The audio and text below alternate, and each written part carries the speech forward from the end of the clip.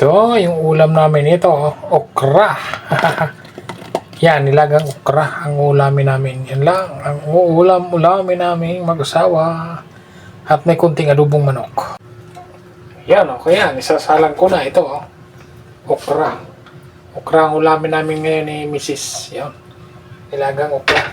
Okay, salang-salang tayo. Oops. Ayun. Kala ko ayaw mapoy. Okay.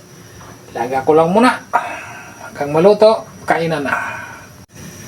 Ayun. Yan ang ulamin namin.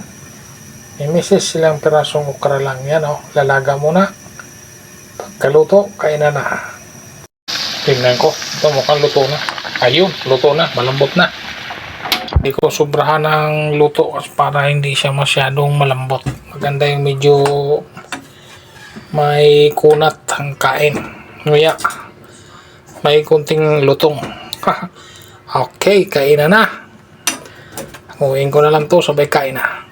Ayan, kainan na. Yan lang po pagkain ko. Kunting kanin, kunting adobo, tapos okra, sabay sausawan toyo. Okay, kainan time. Okay, tara. Kainan time na. Okra. Sausaw sa toyo.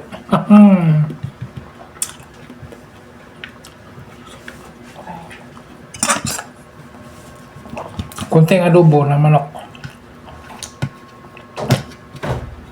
Ano to? Picho. Ano na lang to? Kamay-kamay na lang. Kamay ang labanan. Para mahal ang kain.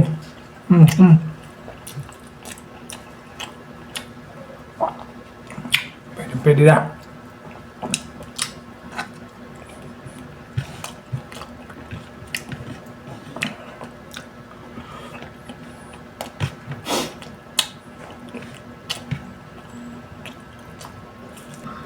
Ayun, ito.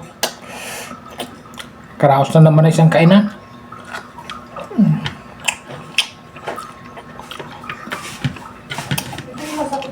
Yun, ayun. Maraming salamat po. Salamat.